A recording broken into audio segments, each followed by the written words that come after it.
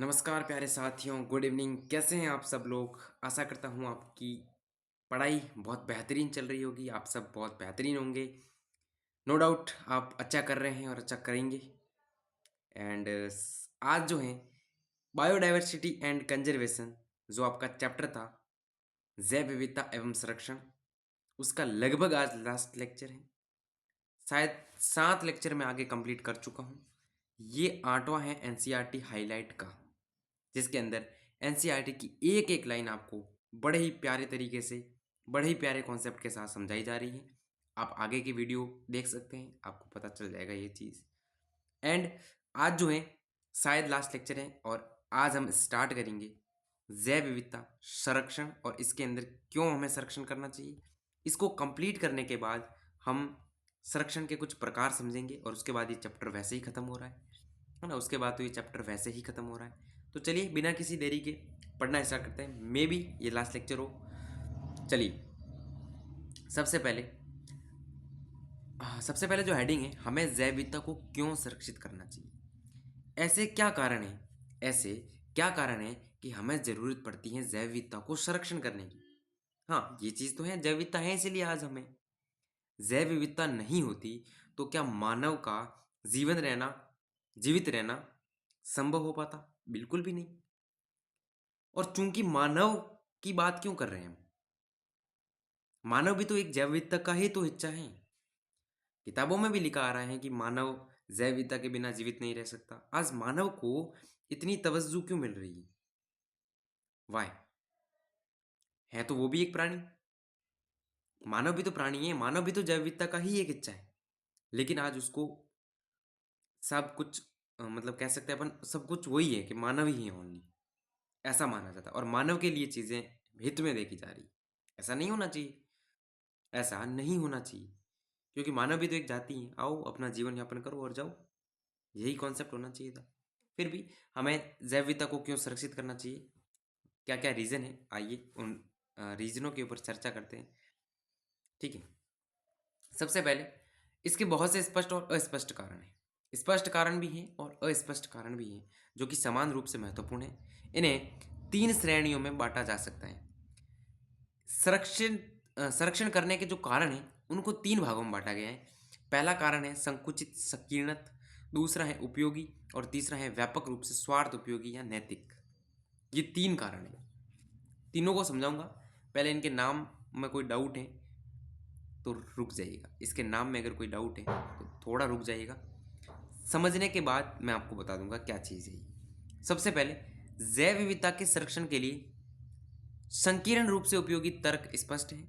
जैसे मानव को प्रकृति से प्रत्यक्ष रूप से अनगिनत लाभ है, जैसे खाद्य मिलेगा आपको। अब यहाँ पे मुझे ये चीज़ समझ में नहीं आई, मानव को क्यों लाभ देना चाह रहे हो आप? एनसीईआरटी ने लिखी है, हालांकि चीज़ें सही भी हो सकती हैं। मेरा यहाँ पे पर्सनल ओपिनियन ये है कि मानव को क्यों लाभ देना चाह रहे हो? मानव खुद एक प्राणी है और मानव खुद एक जैव विविधता का हिस्सा है। मानव खुद एक जैव विविधता का ही हिस्सा है, फिर उसको ये सारी चीज़ें क्यों देना चाह रहे हो जैव विविधता की? वो आ रहा है, जीवन यापन कर रहा है, जा रहा है, खत्म। एक चीज़ है, उसके अंदर चेतना है, दिमाग है, वो सोच सकता है और कर सकता है चीज़ें। बाकी वाले जीव जंतु चेतन नहीं है, बोल नहीं सकते, है ना। यही कारण है, इसलिए मानव को आज इतना ऊपर माना जाता है और इसीलिए सारी चीज़ें मानव के हित में देख रहे हैं। हालांकि ये नहीं होना चाहिए था, कोई बात नहीं, मेरे कहने से कुछ नहीं होने वाला। वैसे भी जैव विविधता के संरक्षण के लिए संकीर्ण रूप से उपयोगी तर्क स्पष्ट है। कैसे संकीर्ण रूप से उपयोगी का मतलब? देखो आप समझो इस चीज को कि मानव को प्रकृति से अपन प्रत्यक्ष रूप से खूब सारे लाभ मिलते हैं। जैसे खाना आपको प्रकृति से मिल रहा है, अनाज हो गया, दालें हो गया, फल हो गया, ये सारे आपको प्रकृति से मिल रहे हैं। ईंधन आपको पेट्रोल ईंधन समझते हो, गैसें, है ना, ये सारी आपको किससे मिल रही है? प्रकृति से मिल रही है। कैसे मिल रही है? आपके पेड़ पौधे वगैरह जमीन के अंदर जाते हैं, धस जाते हैं, जमीन के अंदर वहाँ पे लाखों सैकड़ों वर्षों के बाद जो हैं वो कोयले वगैरह में परिवर्तन हो जाते हैं, वहाँ से गैसें बनती है आपकी सारी, ईंधन वगैरह, पेट्रोल वगैरह। यस, रेसा आपको मिलता है किससे? भाई रेसा भी तो अपने को प्रकृति से मिलता है, रेसा भी तो प्रकृति से मिलता है। इमारती सामान सारा प्रकृति से। औद्योगिक उत्पाद जैसे कि टैनिन, स्नेक यानी लुब्रिकेंट, रंजक यानी डाई, रेजिन, इत्र आदि और औषधीय जो उत्पाद हैं वो सारे अपने को प्रकृति से मिलते हैं। याद रखेंगे, याद रखेंगे। खाने का सामान प्रकृति से, ईंधन रेशा प्रकृति से, इमारती सामान, औद्योगिक उत्पाद अपने को टैनिन, स्नेक, लुब्रिकेंट, रंजक, रेजिन, इत्र, ये सारे किससे मिल रहे हैं? प्रकृति से मिल रहे हैं। यस, औषधीय उत्पाद भी हमको प्रकृति से ही मिलते हैं। विश्व बाजार में बिक रही 25, इंपॉर्टेंट है, इंपॉर्टेंट है, अंडरलाइन करेंगे। विश्व बाजार में बिक रही 25% से अधिक औषधीय पादपों से बनाई जाती हैं। 25% से अधिक औषधियां पादपों से बनाई जाती हैं।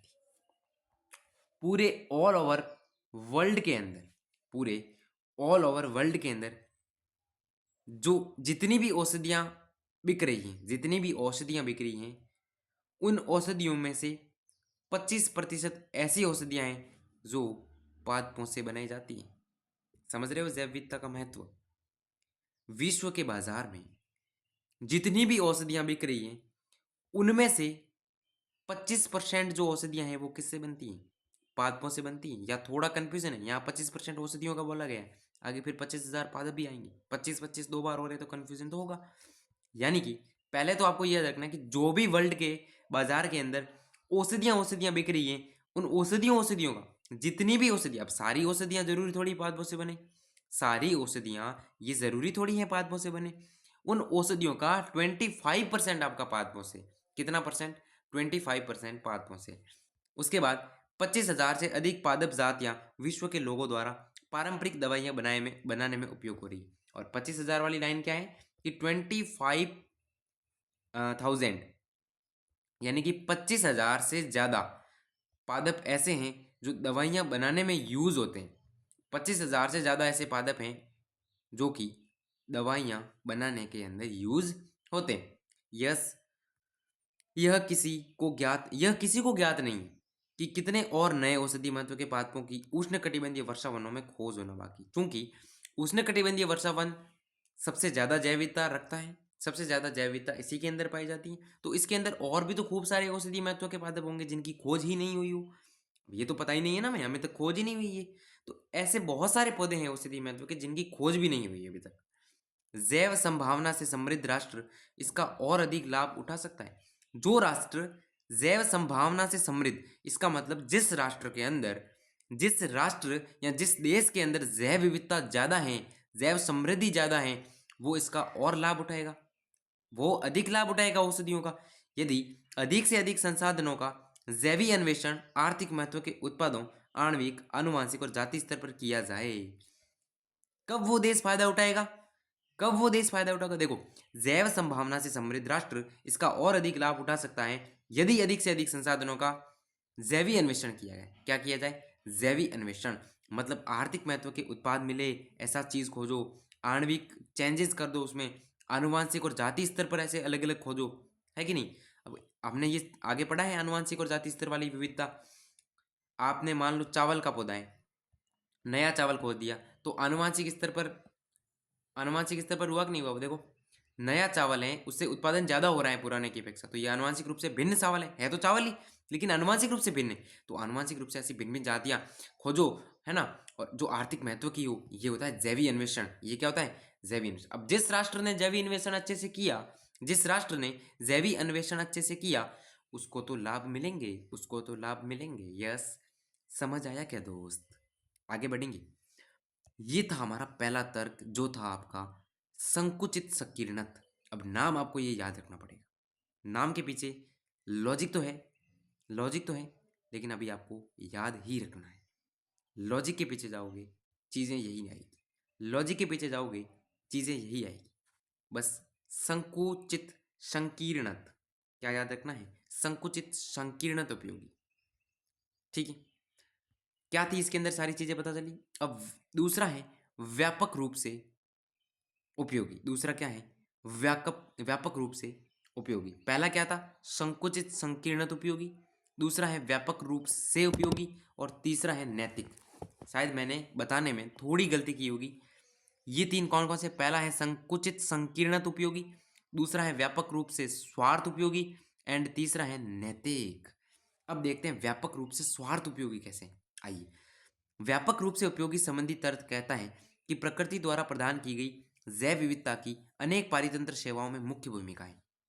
जैसे तीव्र गति से नष्ट हो रहा अमेजन वन पृथ्वी के वायुमंडल को लगभग 20% ऑक्सीजन प्रकाश संश्लेषण द्वारा प्रदान करता है। पूरी पृथ्वी को, शायद मैंने लास्ट लेक्चर में आपको आधी बताई थी, वो 20% थी। मैं कंफर्म नहीं था उस समय, मैंने बोला था। तो जो आपके अमेजन के वर्षा वन है वो 20% ऑक्सीजन दे रहे हैं ऑल ओवर वर्ल्ड को। तो ये सेवा ही तो है, ये एक प्रकार की सेवा ही तो है। क्या ये सेवा व्यापक रूप से है कि नहीं? कितने बड़े स्तर पे ये सेवा है? क्या प्रकृति द्वारा प्रदान ये सेवा कितने बड़े स्तर पर है? आप खुद सोच के देखिए इस चीज को, है ना। क्या प्रकृति द्वारा प्रदत्त की गई इस सेवा का को हम कोई आर्थिक मूल्य अंकित कर सकते हैं? क्या हम इसकी रेट पता कर सकते हैं? कैसे? देखो, आप अपने किसी पड़ोसी अस्पताल में एक ऑक्सीजन सिलेंडर का भाव पूछिए, कितना खर्चा लगता है उस ऑक्सीजन सिलेंडर का, कितना रुपए लगते हैं, कितना खर्चा लगता है। फिर उसके कंपेयर जब आप इस ऑक्सीजन से करोगे जो प्रकृति देती है, उसकी वैल्यू, उसका कीमत, उस प्रकृति की ऑक्सीजन की कीमत बहुत ज़्यादा है, अनगिनत है, आप गिन ही नहीं पाओगे। ठीक है। उसके बाद परागण, जिसके बिना पौधे फल और बीज नहीं दे सकते, पारितंत्र की दूसरी सेवा है। परागण भी तो एक सेवा है जो परागणकारियों द्वारा संपन्न होती है। जैसे मधुमक्खी ने किया परागण, गुंज मक्षी का पक्षी चमगादड़ द्वारा की जाती है। यस, प्राकृतिक परागणकारियों की अनुपस्थिति में परागण की पूरी लागत की कितनी? अब देखो यहाँ पे दिक्कत, चलो एक चीज तो है कि ये पौधा है, इसके ऊपर फूल है, कोई पक्षी इसके ऊपर बैठा, परागण है उसके चिपके शरीर पर, दूसरे पेड़ पे जाके उसने परागण संपन्न किया। इस प्रकार नए पौधे बनेंगे, बीज बनेंगे, रिप्रोडक्शन होगा पौधे में। इस प्रकार से परागण जरूरी है उनके अंदर। लेकिन अगर प्रकृति द्वारा ऐसी कोई सेवा नहीं होती, परागण वाली, अनुकूलन वगैरह कुछ नहीं होता ऐसा, तो क्या मैं इसकी लागत पता कर सकता हूँ कितने रुपए लगते? एक छोटे से परागकण को दूसरे पौधे तक ले जाना कितना दिक्कत वाला काम होता, कितनी चीजें, कितना खर्च होता है इसके अंदर। तो इसकी लागत हम नहीं आंक सकते, क्योंकि प्रकृति के द्वारा ये सेवा दी जा रही है, ये अमूल्य होती है, ये हमेशा अमूल्य होती है। हम प्रकृति से अत्यंत सौंदर्यात्मक लाभ उठाते हैं, वनों में घूमते समय मजा आते हैं अपने को, बसंत ऋतु में फूल खिलते हुए अपन निहारते हैं, सुबह सुबह बुलबुल के गीतों का आनंद लेते हैं। क्या हम ऐसी चीज़ों की कोई कीमत लगा सकते हैं? नो, नेवर, कभी नहीं। इन चीज़ों की हम कभी कीमत नहीं लगा सकते। प्रकृति की सेवा अमूल्य है और इसका इसका अति दोहन ना करें, इसका अति दोहन ना करें। तो ये था आपका व्यापक रूप से उपयोगी बड़े स्तर का उपयोग। लास्ट जो है वो है नैतिक उपयोग। नैतिक उपयोग, जैव विविधता के संरक्षण के नैतिक तर्क का संबंध पृथ्वी ग्रह पर उपस्थित उन लाखों जंतु, पादप और सूक्ष्म जीव जातियों से है जिनके साथ हम रहते हैं। दार्शनिक और आध्यात्मिक रूप से हमें ये समझने की आवश्यकता है कि प्रत्येक जाति का अपना एक नेज या इंट्रिंसिक वैल्यू होती है, हर एक जाति की, चाहे छोटी से छोटी सीटी हो, चाहे सूक्ष्म जीव हो, या छोटे से छोटी कोई भी जाति हो, उसकी हर एक की अपनी एक वैल्यू होती है। अपन कहते हैं ना हमारी सेल्फ रेस्पेक्ट है, हम कहते हैं नहीं कहते हमारी सेल्फ रेस्पेक्ट है। हमारी सेल्फ रेस्पेक्ट को आप मत, है ना, कम मत करो, या आप सेल्फ रेस्पेक्ट को मत बिगाड़ो, है ना। अपन कहते हैं ना हमारी सेल्फ रेस्पेक्ट है। उसी प्रकार हर जाति के हर जीव की अपनी एक वैल्यू होती है, अपनी एक रेस्पेक्ट होती है। भले इसका हमारे लिए कोई हम मानव के लिए उसका कोई उपयोग नहीं हो, जैसे चींटी है तो अपने लिए ज़्यादा कोई यूजफुल है नहीं, लेकिन उसकी खुद की तो एक वैल्यू है, खुद की तो एक सेल्फ रेस्पेक्ट है, जिसको बोला जाता है बायोलॉजी के अंदर नेज मूल्य, इंट्रिंसिक वैल्यू है उसकी। चाहे हमारे लिए उसका कोई महत्व नहीं हो, तो हमारी नैतिक जिम्मेदारी है हम उनकी देखरेख करें, हानि नहीं पहुंचाए, और जैविक धरोहर आने वाली पीढ़ी के लिए इस जैविक धरोहर को, इस जैविक संपदा को या इस जैव विविधता को संरक्षित रखें। क्या मेरी बात आपके जहन में गुजरी है? नैतिक का मतलब ही मैं पढ़ के समझ सकते थे कि इसके अंदर कुछ ज्ञान वाली बात है, कुछ शिक्षा वाली बात है। तो यही शिक्षा है कि प्रत्येक जाति का अपना एक मूल्य है। प्रत्येक जाति का, चाहे वो कितनी ही छोटी हो, कितनी ही बड़ी हो, कोई फर्क नहीं पड़ता, हर एक जाति का एक मूल्य है। हमारा कर्तव्य है कि हम उन जातियों की रक्षा करें, उनकी देखरेख करें, और ताकि आने वाले भविष्य के अंदर वो जातियाँ सुरक्षित रहे। ये आपका नैतिक था। और व्यापक रूप में हमने हमको बताया कि 20% ऑक्सीजन देता है। परागण एक प्रोसेस है, ये सेवाएं, इनका मूल्य नहीं आंक सकते हम। और संकुचित संकीर्णत उपयोगी के अंदर हमको बताया कि हमको क्या क्या चीज़ें प्रकृति से मिल रही हैं, कितना प्रतिशत पौधे हैं जो औषधि के अंदर यूज होते हैं, ये सारी चीज़ें अपने को बताई। मेरे हिसाब से जैव विविधता को क्यों सुरक्षित करना चाहिए, ये बात आपके जहन में घुस गई होगी, ये बात आपके जहन में घुस गई होगी। अब आता है कि कैसे इस जैव विविधता को कैसे संरक्षित करें, इस जैव विविधता को हम कैसे संरक्षित करें। आइए चर्चा करते हैं। जब हम संपूर्ण पारितंत्र को सुरक्षित और संरक्षित करते हैं तब इसकी जैव विविधता के सभी स्तर भी संरक्षित और सुरक्षित हो जाते हैं। यस, पूरे ही पारितंत्र को सुरक्षित कर दिया तो जैव विविधता के सारे स्तर अपने आप संरक्षित और सुरक्षित। एक बाघ को सुरक्षित रखने के लिए सारे जंगल को सुरक्षित रखना होता है। एक बाघ को सुरक्षित रखना है, अगर एक बाघ को सुरक्षित रखना है तो क्या मुझे वहां के पूरे जंगल को सुरक्षित रखना पड़ेगा। इसे बोलते हैं सविस्थानीय संरक्षण। इसका मतलब सविस्थानीय संरक्षण का एक ही मतलब है कि ये आपका एरिया है, इसमें आपका बाघ रह रहा है, इसी एरिया को सुरक्षित कर दो, इसी एरिया को सुरक्षित कर दो, बाघ को सुरक्षित करना है। मान लो बाघ की संख्या कम है, बाघ की संख्या कम है और मुझे बाघ की सुरक्षा करनी है, तो इस पूरे जंगल को सुरक्षित कर दो, बाघ अपने आप सुरक्षित हो जाएगा। इसी स्थान पर अपने सुरक्षा लगाई, इसी स्थान पर सुरक्षा की, इसको बोलते हैं सविस्थानीय संरक्षण। याद रहेगा क्या? आइए आगे देखते हैं। जब कभी किसी जीव को विलोपन के संकट से वे जीव निकट भविष्य में विलुप्त होने वाले हैं, ऐसे जीव जो निकट भविष्य के अंदर विलुप्त होने वाले हैं, उनको, है ना, उनको बचाने के लिए त्वरित अगर सहायता चाहिए, मान लो अभी विलुप्त होने की कगार पे हैं जीव और उनको अचानक त्वरित सहायता चाहिए, बचाना है उनको, तो उनको इस सहायता के अंदर अपने को बाह्य स्थानीय संरक्षण यूज लेना पड़ेगा, यानी उसको अपने प्राकृतिक एरिया से बाहर किसी एरिया के अंदर सुरक्षित करना पड़ेगा। इसको बोलते हैं बाह्य स्थानीय संरक्षण, XC2। INC2 मतलब सविस्थानीय। अब एक एक चीज पढ़ते हैं। सबसे पहले सविस्थानीय या इन सीटू संरक्षण को पढ़ना स्टार्ट करते हैं, पढ़ना स्टार्ट करते हैं, पढ़ना स्टार्ट करते हैं। सविस्थानीय का मतलब समझ गए थे, एक ही स्थान पर, उसी स्थान पर सुरक्षा लगा देना, उसी स्थान पर सुरक्षा लगा देना। आइए, विकास और संरक्षण के बीच टकराव का सामना करते हुए भी बहुत से देश अपनी सारी जैविक संपदा के संरक्षण को अस्वाभाविक और आर्थिक रूप से व्यवहारिक नहीं समझते। अब देखो, विकास और संरक्षण के बीच में टकराव। एक साइड तो आपको चाहिए विकास, एक साइड तो आपको क्या चाहिए, विकास चाहिए, और दूसरा आप संरक्षण आप कर नहीं रहे, संरक्षण आप कर नहीं चाहिए, क्योंकि संरक्षण करोगे तो ही विकास होगा, क्योंकि संरक्षण करोगे तो विकास होगा। किसी जीव का संरक्षण करोगे तो विकास होगा। अब आप विकास भी चाहते हैं और संरक्षण भी नहीं करना चाहते हैं, ये तो दिक्कत है, ये तो टकराव वाली स्थिति। तो विकास और संरक्षण के बीच टकराव का सामना करते हुए बहुत से देश जो हैं इस जैविक संपदा के संरक्षण को अस्वाभाविक मानते हैं और आर्थिक रूप से व्यवहारिक नहीं समझते। थोड़े पैसे क्या खर्च हो जाते हैं, थोड़े इस चीज में पैसे क्या खर्च हो जाते हैं, बहुत सारे देश मानते हैं कि ये तो व्यर्थ है, ये अस्वाभाविक है, ये नहीं करना चाहिए। बिल्कुल गलत बात है। प्रकृति को बचाना हमारा कर्तव्य है, हर व्यक्ति का कर्तव्य है, हर देश का कर्तव्य है। चलिए, जितने संरक्षण के साधन उपलब्ध हैं उनसे सभी विलोपन से बचाने के लिए जितनी जातियां हैं उनको बचाना तो दूर की बात है। इसका मतलब अपने पास अब जितने संरक्षण के साधन उपलब्ध हैं उनसे हम विलोपन होने वाली जातियों को नहीं बचा सकते। जितने अभी साधन हैं हमारे पास उनसे तो हम नहीं बचा पा रहे। भूमंडलीय स्तर पर इस समस्या की और कुछ श्रेष्ठ संरक्षणविदों ने ध्यान आकर्षित किया है। उन्होंने अधिकतम सुरक्षा के लिए कुछ जैव विविधता हॉटस्पॉट, यहाँ से लगभग लगभग क्वेश्चन नीट के अंदर खूब सारे पूछे गए। जैव विविधता हॉटस्पॉट पहचाने हैं, क्या होते हैं जैव विविधता हॉटस्पॉट? एक बड़े एरिया के अंदर ये हॉटस्पॉट बनाए जाते हैं या हॉटस्पॉट घोषित किए जाते हैं जिसके अंदर खूब सारी जैव विविधता होती है और संकटापन जातियां भी होती हैं। आइए इसको पढ़ते हैं। जैव विविधता हॉटस्पॉट वे क्षेत्र होते हैं जहाँ पर जाति समृद्धि बहुत अधिक, मैंने बताया बहुत सारी वहाँ जातियाँ होगी, उच्च स्थानिकता होगी, एंडेमिज्म होती, उच्च स्थानिकता होती है, जातियाँ अन्य स्थानों पर नहीं होती। वो जातियाँ होगी जो अन्य स्थान पर बहुत कम होगी या नहीं के बराबर होगी और वहाँ पे वो चीज़ होगी, वहाँ पे अपन जो है वो जैव विविधता हॉटस्पॉट बनाए जाते हैं। इसका मतलब ये स्थान है, यहाँ पे जो रेड कलर से जातियाँ बनाई हैं ये एक जातियाँ हैं, खूब सारी ऐसी बहुत सारी जातियाँ हैं, लेकिन यही जातियाँ दूसरे किसी स्थान पर लगभग लगभग नहीं पाई जा रही। लगभग लगभग किसी दूसरे स्थान पर ये जातियाँ रेड कलर से जो बनाई है वो नहीं पाई जा रही, तो ये हॉटस्पॉट क्षेत्र घोषित कर दिया जाता है। अब इस जातियाँ जो हैं दूसरी जगह नहीं है तो इनका संरक्षण तो करना पड़ेगा, नहीं तो ये क्या हो जाएगी, विलुप्त हो जाएगी। इसीलिए फिर हॉटस्पॉट के अंतर्गत, और ये बड़े एरिया होते हैं, खूब सारी जातीय विविधताएं भी होती है इसके अंदर। सर्वप्रथम जो है 25, सर्वप्रथम 25 जैविकता हॉटस्पॉट चिन्हित किए गए थे, उसके बाद 9 और जोड़े गए और अब संसार के अंदर 34 जैविकता हॉटस्पॉट हैं। अंडरमार्क करेंगे, अंडरलाइन करेंगे, संसार में कुल कितने जैविकता हॉटस्पॉट हैं? 34। पहले कितने थे? 25, बाद में कितने जोड़े? 9।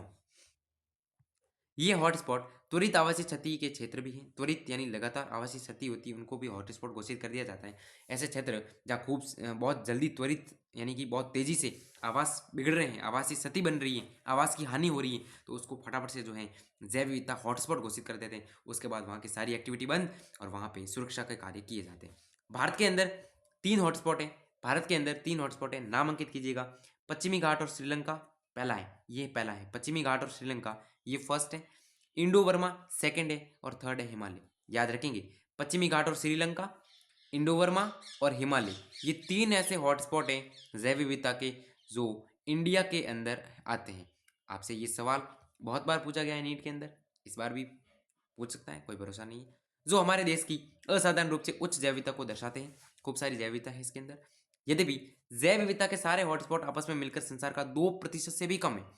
34 के 34 जैव विविधता हॉटस्पॉटों को जब मैं उनके क्षेत्र को आंकता हूं तो माफी, तो मैं देखता हूं कि पूरे वर्ल्ड का 2% से भी कम है इनका स्थान, इनका एरिया पूरे वर्ल्ड के 2% से भी कम है।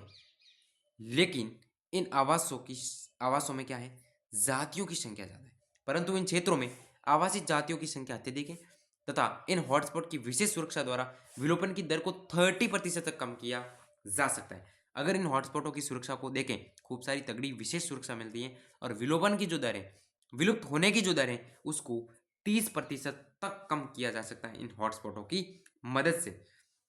आइए आगे बढ़ते हैं। हॉटस्पॉट के अलावा भी कुछ क्षेत्र हैं जो सब स्थानीय संरक्षण के अंदर आते हैं। भारत में पारिस्थितिक अद्वितीय और जैव विविधता समृद्ध क्षेत्रों को राष्ट्रीय उद्यानों, अब भारत के अंदर क्या होता है, राष्ट्रीय उद्यान बना दिया आपने, जहाँ पे जैव विविधता अच्छी खासी थी, अद्वितीय थे, जैव विविधता समृद्ध क्षेत्र थे, उसको राष्ट्रीय उद्यान बना दिया आपने। उसी जगह पे बनाया जाता है, इसलिए सब स्थानीय में आ रहा है। वन्य जीव अभ्यारण्य भी उसी जगह पे बनाए जा रहे हैं जहाँ वो जीव रह रहे हैं, इसीलिए ये भी सब स्थानीय में आ रहा है। जीव मंडल आरक्षित या बायोस्फीयर रिजर्व, ये भी वहीं बनाया जाता है, इसीलिए इसको सब स्थानीय के अंदर डाला गया है। के रूप में कानूनी सुरक्षा प्रदान की गई। कौन कौन, राष्ट्रीय उद्यान, यहाँ पे कंफ्यूजन होगा कौन सा इन सिटू है, कौन सा सविस्थान है, कौन सा बहिस्थान है, क्योंकि बहिस्थान भी के अंदर भी कुछ नाम आएंगे ऐसे, तो वहाँ पे आपको दिक्कत होगी। तो यहाँ पे याद कर लो आप, राष्ट्रीय उद्यान, राष्ट्रीय उद्यान, राष्ट्रीय उद्यान, वन्य जीव अभ्यारण्य और जीव मंडल आरक्षित क्षेत्र या बायोस्फीयर रिजर्व। अब भारत में कौन कितना है देखो, भारत में 14 तो है जीव मंडल संरक्षित क्षेत्र यानी कि बायोस्फीयर रिजर्व। जीवमंडल आरक्षित या संरक्षित क्षेत्र एक ही चीज है। बायोस्फीयर रिजर्व कितने हैं, 14। 90 क्या है आपके पास, राष्ट्रीय उद्यान, और 448 क्या है, वन्य जीव अभ्यारण्य। 448 क्या है आपके पास, वन्य जीव अभ्यारण्य। ये इंडिया के पास है, ये किसके पास है, इंडिया के पास है, और ये चीजें भी इंडिया में ही है।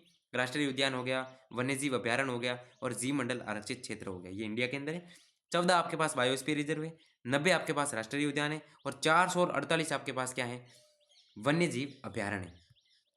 भारत में सांस्कृतिक और धार्मिक परंपरा का इतिहास जो प्रकृति की रक्षा करने पर जोर देता है। संस्कृति ही ऐसी, भारत की धार्मिक परंपरा ऐसी है कि प्रकृति की रक्षा करो। बिल्कुल, इनका इतिहास के अंदर खूब सारी ऐसी चीजें आई है ना। जैसे जोधपुर जोधपुर क्षेत्र के अंदर खेजड़ली एक गांव है, जोधपुर के अंदर खेजड़ली एक गांव है, वहाँ पे अमृता अमृता देवी नाम की एक महिला, अमृता देवी नाम की एक विष्णोई महिला ने पेड़ पौधे को काटने से बचाने के लिए अपनी बलिदान दे दिया था। 363 के आसपास लोग वहाँ पे बलिदान दे दिया था पेड़ों के लिए।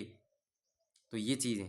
तो हमारी धार्मिक इतिहास जो है, सांस्कृतिक जो इतिहास है, वो जो है वो प्रकृति की रक्षा करने पर जोर देता है। बहुत सी संस्कृतियों ने वनों के लिए अलग भूभाग छोड़े जाते हैं। बहुत सारी ऐसी संस्कृति हैं जहाँ पे वनों के लिए अलग से भूभाग छोड़ दिए जाते हैं कि इस भूभाग के अंदर रहेंगे नहीं कोई, सारे सारे वन बनाए जाएंगे, पेड़ पौधे लगाए जाएंगे। ठीक है, उनमें से वहाँ पे जाता हूँ, और उनमें सभी पौधों और वन्य जीवों की पूजा की जाती है। उनमें जो भी पौधे लगाए जाएंगे, जो भी वन्य जीव होंगे, उन सभी की पूजा की जाती है। ये संस्कृति है अलग अलग। इस तरह के पवित्र उपवन या आश्रय मेघालय की खासी, जयंता पहाड़ियाँ, राजस्थान की अरावली, कर्नाटक और महाराष्ट्र के पश्चिमी घाट, मध्य प्रदेश की सरगुजा, चंदा और बस्तर क्षेत्र हैं। अब मेरे को ध्यान से सुनो, नीट के अंदर इस बार यहाँ से क्वेश्चन पूछा जा सकता है और ये याद भी बहुत मुश्किल से होगा, फिर भी ट्राई करते हैं, इतना भी मुश्किल नहीं है। सबसे पहले, पवित्र उपवन या आश्चर्य मेघालय की खासी, अब ये क्षेत्र के नाम है, इसमें मैं कुछ लॉजिक भी नहीं दे सकता। मेघालय की खासी और जयंता पहाड़ियाँ, ये दो पहाड़ियाँ हैं। मेघालय जो राज्य है उसके अंदर दो पहाड़ियाँ हैं, एक खासी और एक जयंतिया, एक खासी और एक जयंतिया। वहाँ पे है पवित्र उपवन, वहाँ पे पाए जा रहे हैं पवित्र उपवन। राजस्थान की अरावली के अंदर, राजस्थान की अरावली है। कर्नाटक और महाराष्ट्र के हैं पश्चिमी घाट, कर्नाटक और महाराष्ट्र के हैं पश्चिमी घाट। मध्य प्रदेश की सरगुजा, चंदा और बस्तर क्षेत्र, मध्य प्रदेश का सरगुजा, चंदा और बस्तर क्षेत्र है। यहाँ पे सांस्कृतिक रूप से जो है पेड़ पौधों की पूजा की जाती है, पेड़ पौधे अलग से भूभाग छोड़े जाते हैं।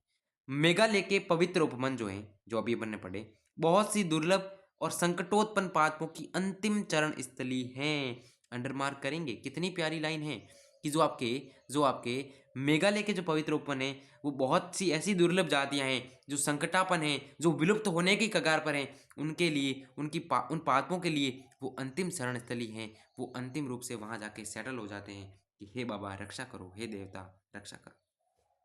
तो ये थे आपके सविस्थानी संरक्षण के अंतर्गत चीजें थी। अब अपन आते हैं बहिस्थाने या बाह्य स्थाने एक्सी टू संरक्षण। इस संरक्षण में संकटोत्पन्न पादपों और जंतुओं को उनके प्राकृतिक आवास से बाहर एक विशेष स्थान पर उनकी अच्छी देखभाल की जाएगी। मान लो वो यहाँ रह रहे हैं, अब वो विलुप्त होने की कगार पर हैं, उनको एक विशेष स्थान दिया जाएगा जहाँ पे वो अधिक सुरक्षित रहेंगे। उन स्थान की और उनको लेके लेके जाएंगे और उसके बाद वहाँ पर उसको सुरक्षित करेंगे। तो ये प्राकृतिक आवास तो ये था उनका, प्राकृतिक आवास तो ये था उनका, लेकिन लेके हम यहाँ गए तो प्राकृतिक आवास से बाहर उसका संरक्षण कर रहे हैं, एक विशेष स्थान पर उनका संरक्षण कर रहे हैं। इसका मतलब ये बाह्य स्थाने हुआ कि नहीं हुआ, ये बाह्य स्थाने हुआ कि नहीं हुआ। यस, अच्छी देखभाल की जाती है और सावधानी पूर्वक संरक्षित किया जाता है। जंतु उद्यान आप अगर घूमने जाते हो कहीं तो आप जंतु उद्यानों के अंदर घूमे होंगे, आप वनस्पति उद्यान के अंदर घूमे होंगे और आप जीव सफारी पार्कों के अंदर घूमे होंगे। तो ये पार्क तो वहाँ बनाए जाते हैं, जंतु उद्यान बनाए जाएंगे, वनस्पति उद्यान जो है वो बनाए जाते हैं और जीव सफारी पार्क बनाए जाते हैं। इसका मतलब बाहर से उसके अंदर जीव या पेड़ पौधे लाए जाएंगे, वहाँ उनका संरक्षण भी होगा और लोग देखने भी आएंगे। ये चीज़ें आपने विजिट भी किया होगा, जंतु उद्यान, वनस्पति उद्यान और जीव सफारी पार्क, ये याद रखना, ये बाईस्थाने के अंदर आएंगे। वहाँ पे कंफ्यूजन होगा, वहाँ पे जब सविस्थाने पढ़ा तब हमने पढ़ा एक तो राष्ट्रीय उद्यान, एक बायोस्फीयर रिजर्व और एक पढ़ा वन्य जीव अभ्यारण्य।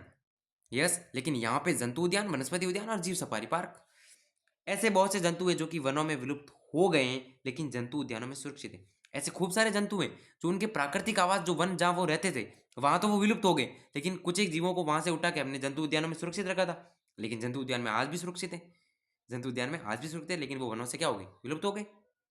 ये चीजें आजकल आजकल संकटोत्पन्न जातियों को परिबद्ध घेरे में रखने के बजाय बाह्य स्थानीय संरक्षण दिया जाता है। आजकल क्या किया जाता है कि जो आपकी संकटोत्पन्न जातियां हैं उनको उसी स्थान पर या सविस्थानीय संरक्षण देने की बजाय जो है बहिस्थानी पर जोर दिया जाता है, क्योंकि उनको बाहर जो है बहिस्थानीय संरक्षण के अंदर उनको ज़्यादा सुरक्षित मिलती है, ज़्यादा सुरक्षा मिलती है, ज़्यादा सुविधाएं मिलती है। इसीलिए इसीलिए उनको कैसा दिया जाता है, बाह्य स्थानीय संरक्षण दिया जाता है। संकटोत्पन्न जातियों को जो अभी नष्ट होने वाली हैं, विलुप्त होने वाली उन जातियों को बाह्य स्थान में लाके संरक्षण करेंगे उसको। अब संकटग्रस्त जातियों के युग्मकों को जीवित और जनन स्थिति में निम्नताप परिरक्षण क्रायो प्रिजर्वेशन तकनीकों के द्वारा लंबे समय तक परिरक्षित किया जाता है। इस चीज को समझने का प्रयास करो मेरे साथ में, थोड़ी यहाँ पे चीजें। अब क्या किया जाता है, अब अगर हमको पता है कि ये जाति विलुप्त होने वाली, मान लो एग्जाम्पल के थ्रू समझते, शेर विलुप्त होने वाला है, मान लो शेर विलुप्त होने वाला है, हमको पता है शेर विलुप्त होने वाला है। हम क्या करेंगे, शेर का गैमेट लेंगे, क्या लेंगे, गैमेट लेंगे, यानी कि अगर शेर है तो उसका स्पर्म लेंगे, शेर है तो क्या लेंगे, उसका स्पर्म लेंगे, और शेरनी है तो उसका क्या लेंगे, ओवम लेंगे। अब उनके स्पर्म को, उनके गैमेट को, शेर शेरनी दोनों की बात हो रही है, डायरेक्ट मैं गैमेट बोल रहा हूँ, मतलब दोनों के लिए यूज करता हूँ, है ना। तो उनके जो गैमेट हैं उनको लेकर के सुरक्षित कर देंगे। कैसे, उनको लेके कैसे सुरक्षित करेंगे, एक तकनीक होती है जिसको बोला जाता है क्रायो प्रिजर्वेशन, एक तकनीक होती है जिसको बोला जाता है क्रायो प्रिजर्वेशन, निम्न ताप परीक्षण उसको हिंदी में बोला जाता है। इसके अंदर क्या करेंगे, ये मैंने एक कुछ भी पात्र लिया, उसके अंदर मैंने द्रव नाइट्रोजन डाल दी। क्या डाली? Liquid nitrogen. क्या डाली? लिक्विड नाइट्रोजन डाली। क्या डाली मेरे प्यारे बच्चों? देखिए, मैंने एक पात्र लिया और उसके अंदर मैंने डाली लिक्विड नाइट्रोजन या द्रव नाइट्रोजन। उसके अंदर मैं ये गैमेट डालूंगा, लेकिन कब डालूंगा? जब मेरा टेम्परेचर माइनस का 196 डिग्री होगा। टेम्परेचर माइनस में है। 0 डिग्री भी आपको बर्फ जमा देता है, तो माइनस का 196 बहुत खतरनाक ठंडा टेम्परेचर है। और उस टेम्परेचर के अंदर इन गैमेटों को सुरक्षित रखा जाता है। उस टेम्परेचर के अंदर ये गैमेट क्या होते हैं? सुरक्षित रहते हैं। अब मान लो ऐसी स्थिति आ गई कि शेर विलुप्त होने वाला है, एक जोड़ा रहा है शेर और शेरनी का।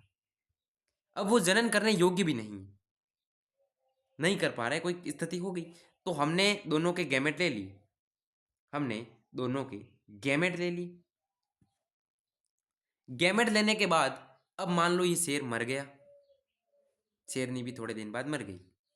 अब ये विलुप्त हो गई। मान लो शेर शेरनी वहां से विलुप्त हो गई।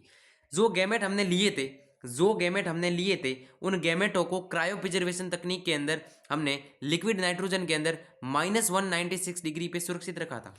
अब हम उसका क्या करवाएंगे? इन विट्रो यानी कि पात्र निषेचन। एक पात्र लेंगे, उसके अंदर जो आपका नर युग्मक और मादा युग्मक दोनों गैमेटों के बीच में संलयन करवाएंगे, उनको फर्टिलाइजेशन करवाएंगे, निषेचन करवाएंगे और एक युग्मनज बनाएंगे, जाइगोट बनाएंगे। फिर उस जाइगोट को बहुत सारी तकनीकें, अब उस जाइगोट को खूब सारी तकनीक अभी विद्यमान है, उन तकनीकों के माध्यम से पूरा जीव बना देंगे, पूरा जीव बना देंगे। इस प्रकार विलुप्त हुए जीवों के लिए एक और चीज़ ये है, हालांकि ये तकनीक अभी तक कितनी विकसित हुई है कितनी नहीं हुई वो तो मुझे नहीं पता। अब संकटग्रस्त जातियों के युग्मकों को जीवित और जननसम स्थिति में निम्न ताप परीक्षण के द्वारा लंबे समय तक परिरक्षित किया जा सकता है। अंडों को फिर पात्र निषेचन या इन विट्रो निषेचित किया जाता है। और पादपों अंडे हैं तो पात्र निषेचन, लेकिन अगर कोई पादप है तो उसका उत्तकी संवर्धन विधि द्वारा प्रवर्धन प्रोपेगेशन किया जाता है। उत्तकी संवर्धन मतलब उसका एक टिश्यू लेंगे कोई, और उस टिश्यू को खूब सारी, उसका टिश्यू होता है एक, आप जानते होंगे, जिसको अपन बोलते हैं, मेरे दिमाग से निकल गया है नाम, मेरे हिसाब से मेरिस्टमैटिक होना चाहिए ना, मेरिस्टमैटिक। तो मेरिस्टमैटिक जो टिश्यू है वो पूरे प्लांट की ग्रोथ करवाता है। तो उस मेरिस्टमैटिक जो टिश्यू है उसका संवर्धन करेंगे, उसको संख्या में बढ़ाएंगे, संख्या बढ़ाने के बाद उससे पादप बनाएंगे, उससे क्या बनाएंगे? पादप बनाएंगे। ये चीज़ है। व्यापारिक महत्व के पौधों के विभिन्न आनुवंशिक प्रभेद या स्ट्रैन के बीज लंबे समय तक बीज बैंकों में रखे। अगर कोई बीज है जो तगड़ा बीज है, जिससे जो आप, भाई बहुत सारे बीज होते हैं, है ना, कोई बीज इतना तगड़ा है कि उससे अगर कोई पादप बन गया तो वो खूब ज़्यादा व्यावसायिक महत्व का होगा, व्यापारिक महत्व का होगा। तो उन बीजों को सुरक्षित कहाँ रखेंगे? बीज बैंकों के अंदर।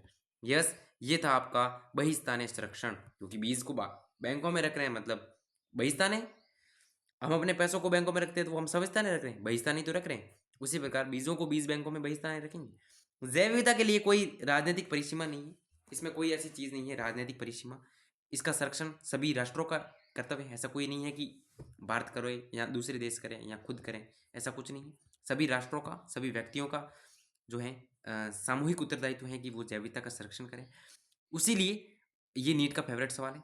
नीट के अंदर, मतलब फेवरेट तो नहीं कह सकते, लेकिन पूछा गया है इस पैराग्राफ से, इस इतने पैराग्राफ से नीट के अंदर सवाल पूछे गए। जैव विविधता के लिए कोई राजनीतिक परिसीमा नहीं है, इसका संरक्षण सभी राष्ट्रों का सामूहिक उत्तरदायित्व है। 1992 के अंदर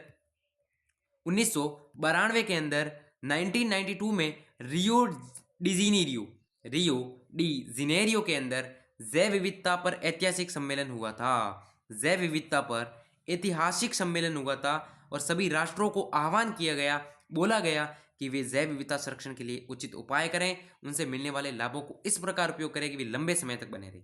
ऐसे लाभ लो कि वो लंबे समय तक बने रहे। इसी क्रम में 1992 के बाद सन 2002 के अंदर, इंपॉर्टेंट कर दीजिए इस पैराग्राफ को, कि सन 2002 में दक्षिणी अफ्रीका के जोहान्सबर्ग में सतत विकास पर विश्व शिखर सम्मेलन हुआ। सतत विकास पर विश्व शिखर सम्मेलन हुआ, जिसमें विश्व के 190 देशों ने शपथ ली। कितने देशों ने शपथ ली? कि 190 देशों ने शपथ ली कि वे 2010 तक जैव विविधता की जारी सती दर में वैश्विक स्तर पर, प्रादेशिक स्तर पर और स्थानीय स्तर पर महत्वपूर्ण कमी लाएंगे। विश्व के स्तर पर भी कमी लाएंगे, प्रदेश के स्तर पर कमी लाएंगे, स्थानीय स्तर पर कमी लाएंगे। कब होगा? पहले स्थानीय स्तर पर कमी लानी पड़ेगी। स्थानों स्तर पर आने से अपने आप देश के अंदर कमी आएगी, और हर देश के अंदर जब जैव विविधता की दर में, जैव विविधता की क्षति की दर में कमियां आई, तो अपने आप वैश्विक स्तर पर जैव विविधता की क्षति की दर कम होगी, जातियों की विलुप्तता कम होगी, और जैव विविधता जो है लंबे समय तक बनी रहेगी। इस प्रकार हमारा ये जो चैप्टर है बायोडाइवर्सिटी एंड कंजर्वेशन, जैव विविधता एवं संरक्षण, वो क्वालिटी के साथ कंप्लीट हुआ, क्वालिटी के साथ कंप्लीट हुआ। सारांश एक बार आप ज़रूर पढ़िएगा, खुद का काम है ये आपका, अच्छे से पढ़ना, मज़ा आएगा। और उसके बाद इसके क्वेश्चनों का एक वीडियो आएगा PYQs का। यहाँ पर ऑप्शन वाले पीछे सवाल है नहीं, वरना मैं करवा देता। समझ आई बात? समझ आई क्या बात? मेरे हिसाब से चैप्टर आपको बहुत प्यारा समझ में आया है। एक बार आप सारांश ज़रूर पढ़ना, और NCERT को एक बार स्टार्टिंग से एंडिंग तक पूरा पढ़ लेना, ताकि कहीं से कोई भी सवाल गलत नहीं हो, कोई दिक्कत नहीं हो। नेक्स्ट वीडियो इसके PYQs का होगा, अच्छे से देखिएगा। थैंक यू सो मच, यहाँ तक बने रही। अच्छा लगा हो तो लाइक शेयर एंड सब्सक्राइब जरूर करना। Thank you so much, bye bye, take care. मिलते हैं नेक्स्ट वीडियो के अंदर किसी नए चैप्टर के साथ। बाय।